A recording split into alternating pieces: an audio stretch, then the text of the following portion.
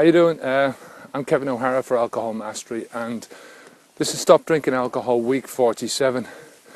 I'm just getting back into routine after I've been away, so it's the first full week of videos I've done.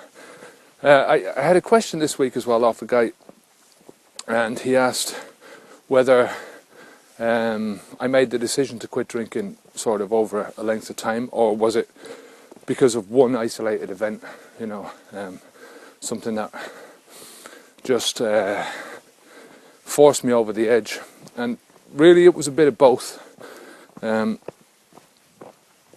I look at over my past few years, I think I've always been heading in that general direction of quitting. I stopped 5 years ago when I got my license taken off me, and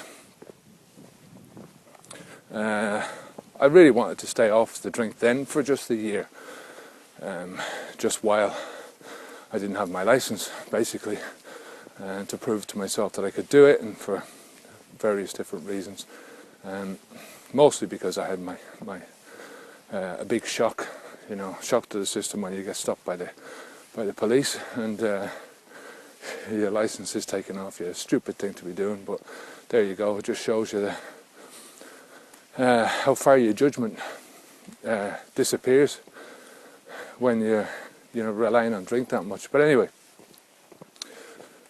so it was really over a length of time that I made the decision. But it was last year, coming up to Christmas, I sort of was toying with the idea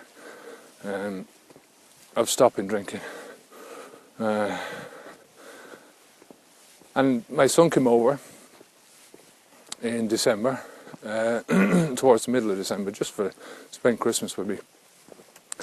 And it was only when he was gone that I realised just how much I actually missed him. And he was here for only a few days, and when he was gone, all we did was drink. And that was it wasn't what we were doing all the time, but it was the basic focus of every day. It was where we were going to go that evening, and who we're going to be with, and should we get a few cans in the house, and look at this wine, you can get a full gallon of it for €4.50. It's like, ooh, so it was basically focused around it. And by the time he went back, I felt like I hadn't spent any quality time with him at all. And I was arguing with him, not mad arguments, drunken arguments.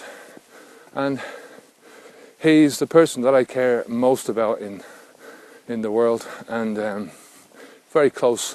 And really, it's just something that I don't want to be doing with my adult son, is arguing with him about anything. I don't think that's in my ideal of my relationship. So once he'd gone back, and I sort of made up my mind there and then that I wasn't gonna put up with this anymore. And then the only reason I could stop it, the only way I could stop it, was by not drinking. I never argue with my son. I never argue with anyone really when I haven't been drinking. Later on in the week, I'm going to be doing a video about determination, and basically, do you have the determination to quit? They'll be talking about things like goal setting and all that kind of stuff. But personally, I think I have the most determination about quitting drinking and about achieving my goals than I have ever had for anything else in my life. It's just really set me onto a track now that I can't see myself ever getting off of. I mean, at the end of the day, quitting drinking is not just about quitting the drinking, it's about replacing it with something else. You have to replace it with something else. It's a lot of time missing out of your life. So if you're going to replace it with something, why not replace it with something that is massive? There's no reason why you shouldn't. That's what I'm trying to do with myself, with my own dreams now, is just to, try and make them as big as I possibly can, I love life. I love my life. I love living. But life is short, so, you know, why the hell not? Why restrict yourself? The thing is, why not aim high? I mean, you've got nothing to lose. The only thing that you're losing is the alcohol, but you've everything to gain. I mean, my life now is just full of possibilities. The possibilities are infinite, and it's all to do with me quitting alcohol. If I hadn't have quit, I'd still be in that cycle. And the thing is, I'd be afraid to go back drinking again, you know. That's one of my biggest reasons, my biggest motivations, and the thing that's keeping me determined is that I know that the feeling that I'm getting now for life, if I touch a drop again and I tempt that, I'm risking losing everything. So that's a big fear. So, you know, there's no possibility of that. Like I say, it's just never happening again. You know, what for? Some water, horrible poisonous shit that tastes horrible and you have to force down your throat, and you think it's, you know, it's just not, it's not happening for me ever again. And one of the things I use to keep my determination up is if I'm feeling myself with fear, or if I'm feeling a bit of doubt about anything that I'm doing, I talk to my partner. She's very level-headed. She does drink. She's somebody that I find very easy to talk to, and you know, she tells me she'll tell me a spade is a spade, that kind of thing. So she keeps me level.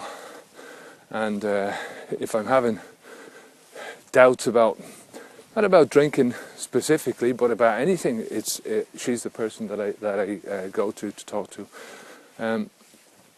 Another thing that I use a lot is visualization. It works very well for me. I'm a very visual person inside.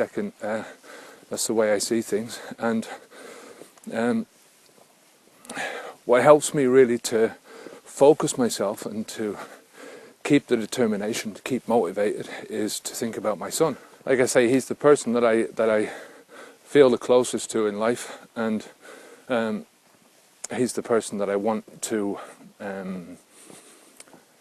see me in the best light. You know, I don't want him to see me as this drunken bollocks anymore, you know.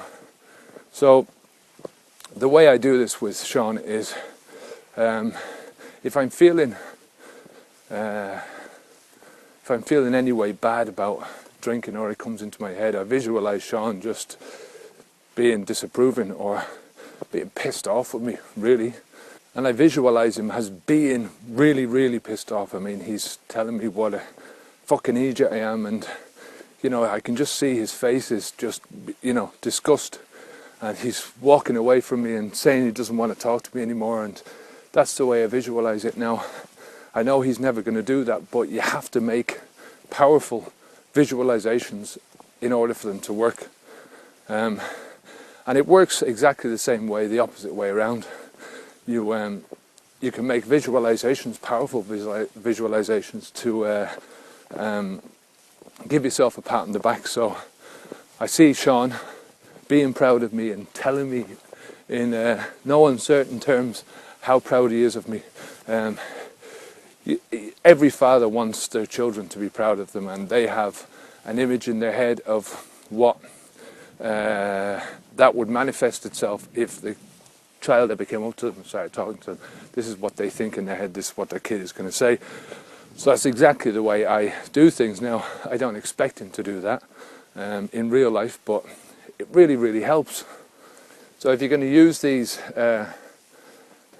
metaphors, if you're going to use people, visualizations in your head, then just make them as powerful as you can.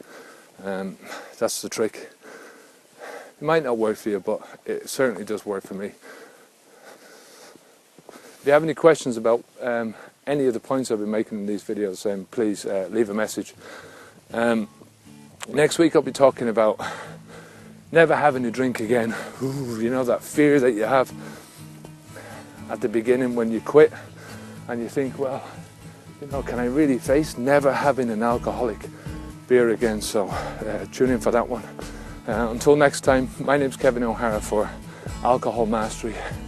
Onwards and upwards.